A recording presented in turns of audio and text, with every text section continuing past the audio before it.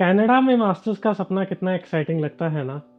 लेकिन क्या कभी आपने उस सपने के पीछे छुपे हुए चैलेंजेस के बारे में सोचा है? क्या 2025 में कनाडा में मास्टर्स करना अभी भी वर्थ है, या ये सपना आपको महंगा पड़ने वाला है? Housing crisis, part time jobs की कमी और पीआर प्रोसेस की कॉम्प्लिकेशंस, आखिर सच क्या है? आज की इस वीडियो में हम उन हिडन रियलिटीज़ को अनकवर करेंगे जो आपको कोई भी नहीं बताता है। और इस वीडियो के एंड में हम कुछ ऐसे FAQs को डिस्कस करेंगे जो आपकी सारी assumptions को क्लियर करने में हेल्प करेंगे, तो बिल्कुल भी मिस मत करना। Hey everyone, my name is Paramveer and I am a solutions architect in one of the top gaming companies here in Canada. मैं भी कनाडा मास्टर्स के लिए ही आया था, और जब मैंने अपनी रिसर्च स्टार्ट करी तो मैं इमिग्रेशन एजेंट्स के पास गया था, पर उन्होंने मुझे साफ मना कर दिया और बोला मास्टर में तो एडमिशन नहीं मिलेगी, और मुझे PG डिप्लोमा के लिए कन्विंस करने लगे। तब मैंने डिसाइड किया कि मैं अपना प्रोसेस अब खुद से ही हैंडल करूँगा। So I think I can help you navigate through all of this and guide you on your journey.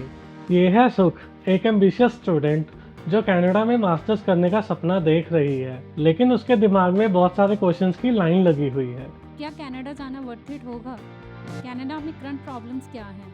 और अगर मेरे पास वर्क एक्सपीरियंस है या नहीं तो क्या फ़र्क पड़ेगा? अगर आप भी सुख की तरह कंफ्यूज्ड हैं, तो चलिए हम उसकी जर्नी के थ्रू इन सब सवालों के जवाब ढूंढते हैं। अब सुख रिसर्च करना शुरू करती है और उसको सबसे पहले ये समझ में आता है कि कनाडा में कुछ ऐसे चैलेंजेस हैं जो उसके डिसीजन को डायरेक्टली इम्पैक्ट करेंगे। कनाडा में घर ढूंढना आजकल काफ़ी मुश्किल हो गया है, specially in the big cities. Rents are sky high और अफोर्डेबल हाउसिंग मिलना एक बहुत बड़ा चैलेंज है। पार्ट टाइम जॉब्स भी पहले जितनी इजी नहीं मिल रही है। कंपटीशन बहुत ज़्यादा हो गया है और स्टूडेंट्स को बहुत स्ट्रगल करना पड़ रहा है। जॉब्स लिमिटेड हैं और अब कनाडा में लोग बहुत ज़्यादा हो गए हैं, और ऊपर से कनाडा में PR पाना पहले जितना इजी नहीं रहा। पॉलिसीज टाइटन होती जा रही हैं और प्रोसेस कॉम्प्लिकेटेड हो रहा है। इन सब को देखते हुए क्या मुझे कनाडा जाना चाहिए? क्या मैं ये सब प्रॉब्लम्स मैनेज कर लूँगी? अरे घबराइए मत, ये चैलेंजेस तो ज़रूर हैं, पर इसका मतलब ये नहीं है कि ये मैनेज ही नहीं हो सकते। थोड़ा बहुत तो एडजस्ट करना ही पड़ेगा, लेकिन मास्टर्स स्टूडेंट्स के लिए इमिग्रेशन पॉलिसीज़ अभी भी फेवर में हैं। और रही जॉब की बात, वो हम आगे डिस्कस करते हैं, पर उसके पहले थोड़ा मास्टर्स का देखते हैं। अब सुख के पास क्या क्या एजुकेशन की ऑप्शंस अवेलेबल हैं? फर्स्ट, टॉप रैंकिंग यूनिवर्सिटीज़ में masters. Second, mid tier universities में masters. And third, PG diploma courses in colleges. अब स्टार्ट करते हैं masters from top ranking universities. इनमें आती है कनाडा की टॉप पब्लिक यूनिवर्सिटीज। इनमें जनरली फीस हाई रहती है, बट अपॉर्चुनिटीज और फैसिलिटीज भी बेस्ट होती हैं। और हर यूनिवर्सिटी और प्रोग्राम की फीस हाई नहीं होती, कुछ एक्सेप्शंस होती हैं। अगर आपको उन यूनिवर्सिटी और प्रोग्राम्स के बारे में जानना है तो do let me know in the comments. और ज़्यादातर प्रोग्राम्स में को-ऑप ऑप्शंस भी अवेलेबल हैं जो आपको कैनेडियन एक्सपीरियंस लेने में हेल्प करेगी। अगर सुख के पास इंडिया से 2-3 साल का वर्क एक्सपीरियंस है तो उसके एडमिशन के चांसेस भी बेटर होते। प्रोफेसर्स भी एक्सपीरियंस स्टूडेंट्स को ज़्यादा वैल्यू करते हैं और उन्हें रिसर्च प्रोजेक्ट्स में इन्वॉल्व होने का मौका मिलता है। अगर एक्सपीरियंस ना भी हो तो भी आपकी स्ट्रॉन्ग एकेडमिक से एडमिशन पॉसिबल है, बट उसमें कंपटीशन टफ होता है। अब बारी आती है मिड टीयर यूनिवर्सिटीज़ की। इनमें आती हैं लोअर रैंक्ड यूनिवर्सिटीज़ और private universities. Fees comparatively lower है, बट रिसोर्सेज और अपॉर्चुनिटीज़ लिमिटेड हो सकती हैं। को-ऑप ऑप्शंस भी लिमिटेड ही होती हैं, शायद एक ही टर्म मिले, बट वो भी गारंटेड नहीं है। इसमें भी एक्सपीरियंस के साथ आपके एडमिशन और को-ऑप प्लेसमेंट के चांसेस बेटर हैं, लेकिन टॉप रैंकिंग यूनिवर्सिटीज़ के जैसे फैसिलिटीज़ तो नहीं मिलेंगी। और बिना एक्सपीरियंस के कंपटीशन और भी ज़्यादा टफ होता है और को-ऑप ऑप्शंस भी काफ़ी लिमिटेड हो जाती हैं। अब बारी आती है PG diploma courses in colleges. Fees is comparable to mid tier universities, but इसमें कोर्स ज़्यादा थ्योरेटिकल है और प्रैक्टिकल एक्सपोजर बहुत कम मिलता है। को-ऑप ऑप्शंस तो बहुत कम है या तो ना के बराबर है। सिर्फ मोस्टली टॉपर्स को ही को-ऑप मिलती है और ज़्यादातर बच्चे बिना को-ऑप के ही रह जाते हैं। और यहाँ पे अगर आपके पास एक्सपीरियंस हो या ना हो मैटर ही नहीं करता, बिकॉज एक्सपोजर वैसे ही कम है। हो सकता है मे बी एक्सपीरियंस की वजह से शायद आपको को-ऑप अपॉर्चुनिटी मिल जाए, बट अगर आपके प्रोग्राम में को-ऑप अवेलेबल ही नहीं होगी तो कहाँ से मिलेगी? फीस तो हाई है, लेकिन अगर एजुकेशन क्वालिटी और फ्यूचर अपॉर्चुनिटीज़ अच्छी मिलती हैं तो इन्वेस्टमेंट वर्थ हो सकती है। अब बारी आती है पार्ट टाइम जॉब्स के बारे में सोचने की। टॉप रैंकिंग यूनिवर्सिटीज़ में सुख को रिसर्च असिस्टेंट और टीचिंग असिस्टेंट की पोजीशन मिलने के ज़्यादा चांसेस हैं। अगर सुख के पास एक्सपीरियंस होगा तो उसको और ज़्यादा प्रेफरेंस मिलेगी। और हाँ, बिना एक्सपीरियंस के भी अगर स्ट्रॉन्ग एकेडमिक परफॉर्मेंस है तो हो सकता है आपको कोई ना कोई टीए मिल जाए। मिड टीए यूनिवर्सिटीज़ में रिसर्च असिस्टेंट पोजीशंस तो सॉर्ट ऑफ इम्पॉसिबल हैं। टीए आपको मिल सकता है, बहुत लिमिटेड ऑप्शंस होती हैं, सो आप गारंटेड मत लो कि आपको मिलेगा ही। ऑन कैंपस अपॉर्चुनिटीज़ अगर नहीं है तो ऑफ कैंपस आपको पार्ट टाइम ढूंढना पड़ेगा और उसमें एक अलग ही स्ट्रगल है। ओह, एक जॉब पर कितने लोग अप्लाई कर रहे हैं? आजकल पार्ट टाइम जॉब्स के लिए कितना स्ट्रगल करना पड़ता है। ग्रेजुएशन के बाद का सीन कैसा होगा? अब बात करते हैं फुल टाइम जॉब्स की। अगर आप टॉप रैंकिंग यूनिवर्सिटी में से ग्रेजुएट होते हो और आपके पास प्रायर एक्सपीरियंस है, ऊपर से आपने कनाडा में से को-ऑप एक्सपीरियंस भी ले लिया है, तो आप सबसे ज़्यादा अट्रैक्टिव कैंडिडेट हो सकते हो। बहुत सारी अच्छी कंपनीज सिर्फ टॉप रैंकिंग यूनिवर्सिटीज़ में से कैंडिडेट्स को ही कंसीडर करती हैं। सो इससे आपके जॉब ढूंढने में चांसेस काफ़ी बढ़ जाते हैं।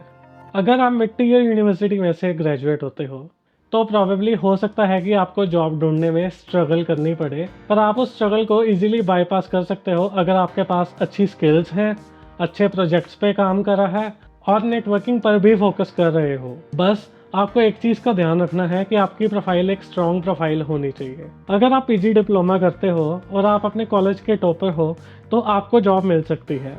अगर आप एवरेज स्टूडेंट हो तो आपको बहुत स्ट्रगल करनी पड़ सकती है और ऐसा भी हो सकता है कि आपको सिर्फ सर्वाइवल जॉब्स ही करनी पड़े जब तक आपको अच्छी जॉब ना मिले।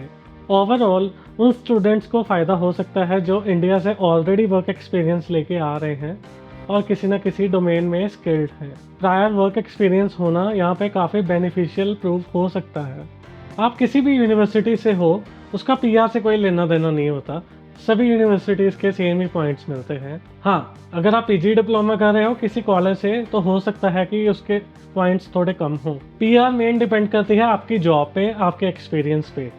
अगर आप अच्छी यूनिवर्सिटी से ग्रेजुएट होके अच्छी जॉब पे जा रहे हो तो हो सकता है कि आपकी पीआर इजीली हो जाए। और अगर आप किसी कॉलेज से पीजी डिप्लोमा करते हो और आपको अच्छी जॉब नहीं मिलती तो पीआर में भी बहुत दिक्कत आ सकती है। एक और बात जो बहुत कम लोगों को पता होती है, कुछ प्रोविंसेस में अगर आप मास्टर्स और पीएचडी अच्छी यूनिवर्सिटी से करते हो तो सकता है आपको डायरेक्ट पीआर मिल जाए विदाउट एनी एक्स्ट्रा रिक्वायरमेंट। मैंने खुद ऐसे ही पीआर ली है। अगर आपको जानना है कि ऐसी कौन सी यूनिवर्सिटीज़ हैं तो let me know in the comments, I will make a separate video for that. और रही बात उन स्टूडेंट्स की जो टॉप यूनिवर्सिटीज़ में से नहीं है, उनको अपनी जॉब पर फोकस करना चाहिए सो दैट उनको ऐसी जॉब मिल जाए जिसका एक्सपीरियंस पीआर के लिए क्वालिफाई करता हो। आजकल जितना भी हम सुन रहे हैं कि पीआर मुश्किल हो रही है, बट वो सिर्फ या तो 12th के बाद जो आ रहे हैं उनके लिए या फिर जो अच्छी जॉब नहीं ले पा रहे। अगर आप मास्टर्स ग्रेजुएट हो और आपके पास एक अच्छी जॉब का एक्सपीरियंस है तो पीआर आपके लिए मुश्किल नहीं होगी। अब मैं इंडिया में 2-3 साल एक्सपीरियंस गेन करूँगी, फिर मास्टर्स के लिए टॉप रैंकिंग यूनिवर्सिटी में अप्लाई करूँगी ताकि मुझे मैक्सिमम बेनिफिट्स मिल पाएँ। Now let's dive into some of your most requested questions. First, Canada में मास्टर्स के लिए क्या स्कॉलरशिप्स अवेलेबल हैं? हाँ, टॉप रैंकिंग यूनिवर्सिटीज़ में स्कॉलरशिप्स मिलती हैं पर कंपटीशन बहुत ज़्यादा होता है। अर्ली अप्लाई करना और प्रोफाइल को स्ट्रॉन्ग बनाना ये ज़्यादा ज़रूरी है। सेकंड, क्या वर्क एक्सपीरियंस एडमिशन के लिए इम्पोर्टेंट है? यस, वर्क एक्सपीरियंस एक प्लस पॉइंट है, बट स्ट्रॉन्ग एकेडमिक्स के बेसिस पर भी बिना वर्क एक्सपीरियंस के एडमिशन हो सकती है। थर्ड, पार्ट टाइम जॉब से पूरा खर्चा निकल सकता है क्या? थोड़ा मुश्किल होता है और किस टाइप की जॉब कर रहे हो उस पर डिपेंड करता है।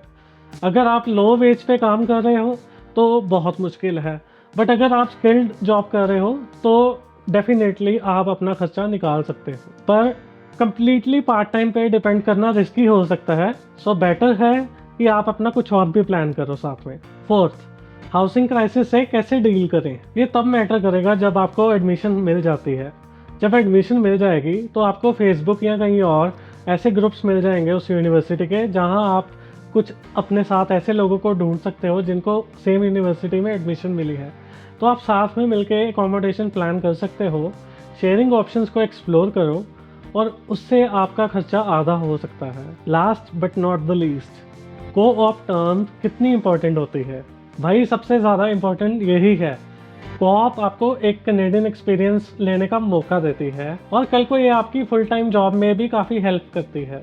कोऑप का एक्सपीरियंस होगा तो फुल टाइम के लिए इजीली कंसीडर हो जाओगे। प्लस जो आप कोऑप में स्किल्स सीखोगे वो आपको फुल टाइम जॉब ढूंढने में भी हेल्प करेंगी। ये सब चीज़ें मैंने भी अपनी जर्नी में फेस करी हैं और अगर आप डिटेल में देखना चाहते हो तो मैं उस वीडियो का लिंक डिस्क्रिप्शन या इस वीडियो के एंड में डाल दूंगा, आप ज़रूर चेक करना। अगर आपके कुछ स्पेसिफिक क्वेश्चंस हैं तो नीचे कमेंट में ज़रूर मेंशन करना, I will try to answer them. और चैनल को सब्सक्राइब कर लेना। लव, पीस एंड रफ रखा।